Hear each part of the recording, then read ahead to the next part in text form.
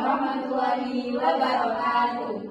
Kami di sini dari kelompok 2 akan mempresentasikan tentang deteksi dini penyakit jantung bawaan pada janin. Baik, sebelumnya perkenalkan, nama saya Aurasna, NIM 013. Nama saya Bianisa Prasasti, NIM 016. Perkenalkan, saya Eka Kemaili, NIM 027. Saya Fariza Basyandapa, NIM 029. Saya Ganjar Mahputri Diantara, NIM 034. Untuk tujuan presentasi ini, yang pertama untuk memahami pentingnya deteksi dini BJB pada janin. Seperti deteksi prenatal dapat memprediksi masalah jantung janin sebelum bayi lahir, seperti meningkatkan peluang bayi bertahan hidup dengan perencanaan penanganan segera. Yang kedua, mengetahui metode screening dan diagnosis BJB pada kehamilan, seperti pemeriksaan USG obstetri dengan fokus pada 4 potongan jantung janin, fetal ekokardiografi pada usia kehamilan 18 sampai 22 minggu, dan untuk penggunaan AI untuk meningkatkan akurasi identifikasi kelainan. Yang ketiga, menjelaskan faktor risiko dan tanda yang perlu diwaspadai, seperti riwayat keluarga PJB, penyakit maternal seperti diabetes, lupus, lalu infeksi TOR, adanya kelainan kromosom seperti trisomi 21, 18, atau 13. Untuk penyakit jantung bawaan atau PJB adalah kelainan struktur atau fungsi jantung yang sudah ada sejak lahir, terjadi akibat gangguan perkembangan jantung pada trimester pertama kehamilan. Nah, waktu terjadinya itu bentuk pada minggu ke-3 hingga minggu ke-8 saat proses septasi dan pembentukan katup jantung. Periode ini sangat sensitif terhadap faktor heterogen. Untuk jenis kelainannya, yang pertama kelainan septum seperti ventricular septal defect atau VSD dan atrial septal defect atau ASD. Yang kedua, kelainan katup seperti stenosis pulmonal dan atresia tricuspid. Yang ketiga, kelainan pembuluh darah yaitu transposisi arteri besar atau TBA dan truncus arteriosus. Yang keempat, kelainan kompleks seperti tetralogy of Fallot atau TOF dan hypoelastic left heart syndrome atau HLHS. Untuk penyebabnya multifaktorial, dikombinasi faktor genetik seperti mutasi dari sindrom kromosom pada lingkungan, paparan obat tertentu, infeksi virus, dan kondisi maternal seperti diabetes yang tidak terkontrol. Untuk epidemiologinya, yang pertama prevalensi global 8-12 per 1000 kelahiran hidup menjadi penyebab utama kematian neonatal akibat kelainan bawaan. Selanjutnya, pentingnya deteksi dini. Pertama, menentukan rencana persalinan dan penanganan segera setelah lahir. Bayi dengan PJB kritis memerlukan obat prostaglandin atau operasi segera. Lokasi persalinan dipilih yang memiliki fasilitas visum dan bedah jantung pediatri. Selanjutnya, mengurangi risiko kematian neonatal. Deteksi dini mengurangi kematian pada minggu pertama kehidupan.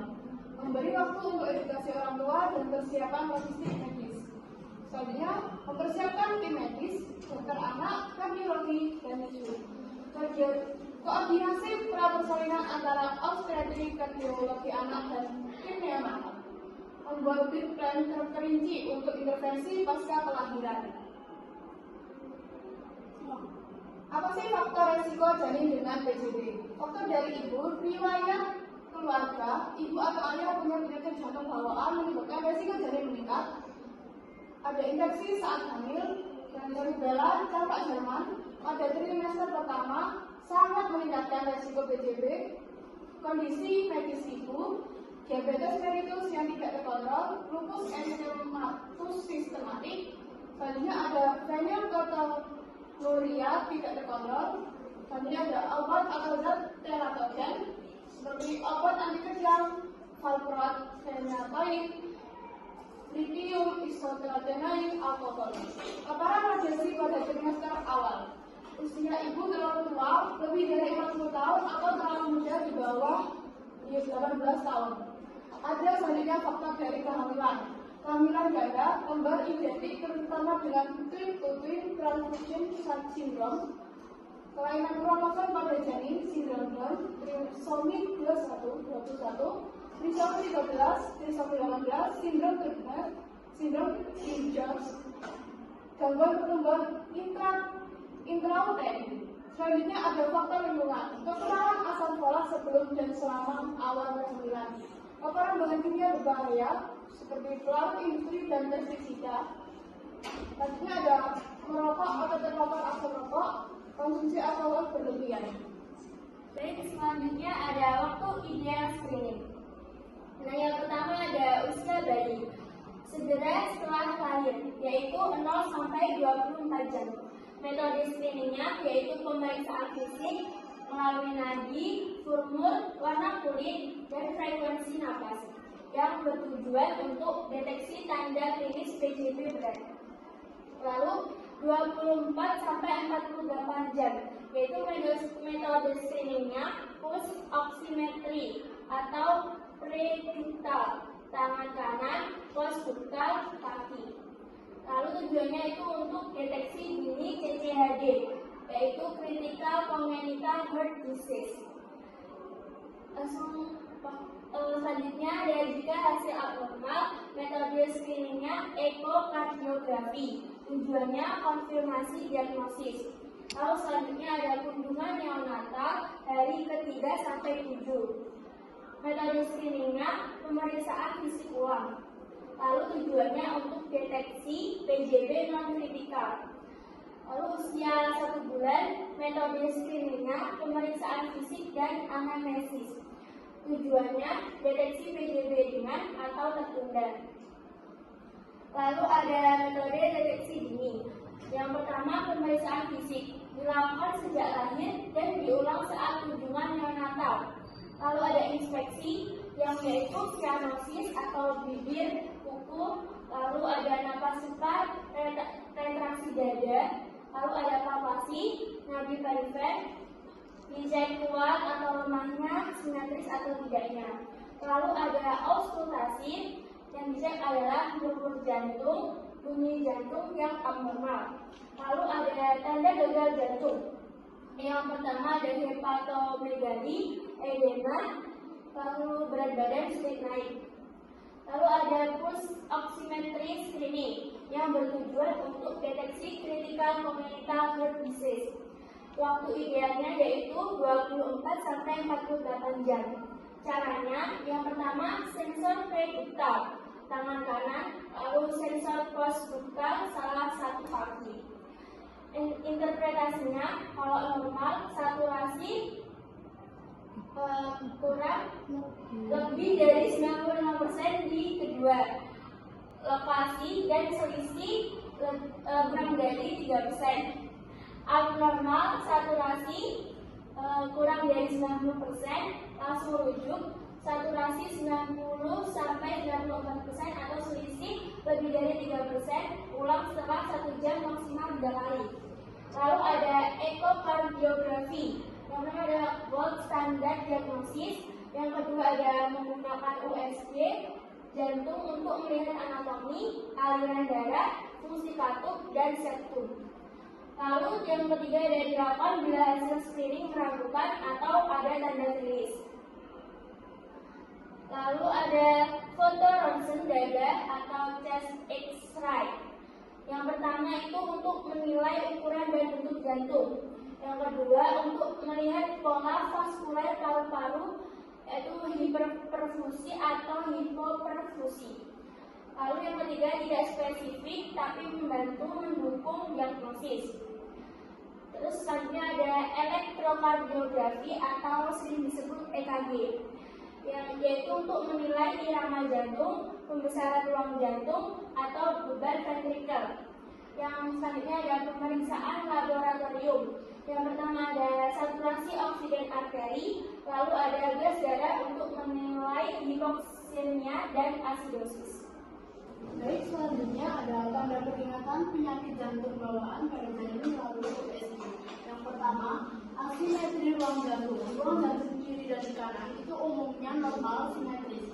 Perbedaan ukuran yang jelas dapat menandakan kelainan seperti hipoplasia ventrikel atau stenosis katum. Yang kedua, aliran darah abnormal melalui septum atau katum.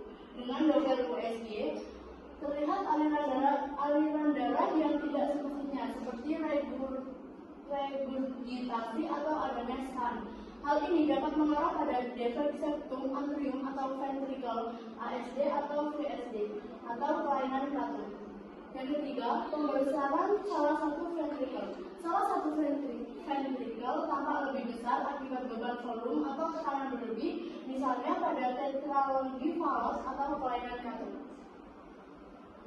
Yang keempat, terlihat salah satu pembuluh besar. Normalnya terdapat dua pembuluh besar yang keluar dari jantung, yaitu aorta dan arteri pulmonalis.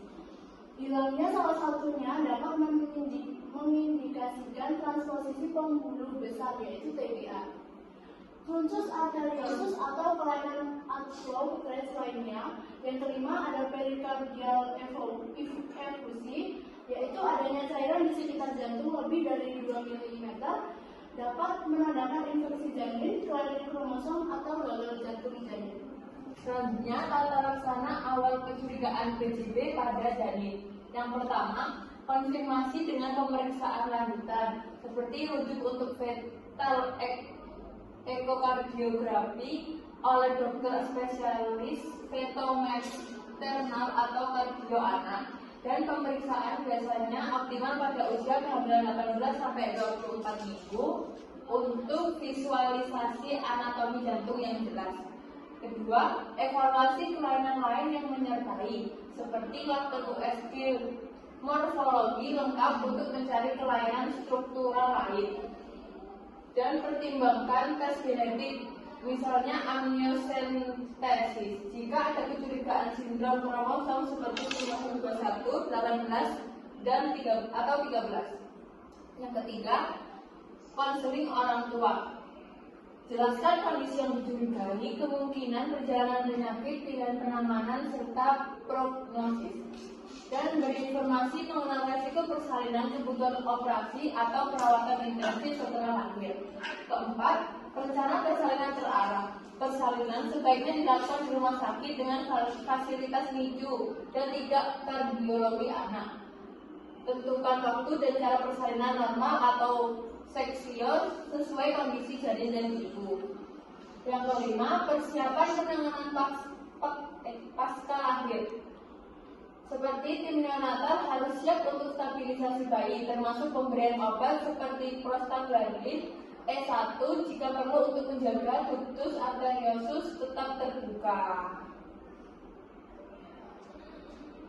Kesimpulan, deteksi dini penyakit jantung bawaan atau PJB pada janin penting untuk mengidentifikasi kelainan sejak dalam kandungan, sehingga penanganan dapat direncanakan dengan optimal. Pemeriksaan USG, khususnya fetal ekokardiografi, mampu mendeteksi tanpa peringatan seperti asimetri ruang jantung, aliran darah abnormal, pembesaran vertikal, tidak terlihatnya pembuluh besar, dan pericardial effusi. Temuan ini perlu segera ditindaklanjuti dengan evaluasi lanjutan, konseling orang tua, dan perencanaan persalinan di fasilitas dengan kemampuan perawatan intensif dan tim kardiologi. Deteksi tepat waktu dapat memperbaiki prognosis dan menurunkan risiko komplikasi pada bayi. Sekian presentasi dari kelompok kami. Saya ucapkan terima kasih. Wassalamualaikum warahmatullahi wabarakatuh.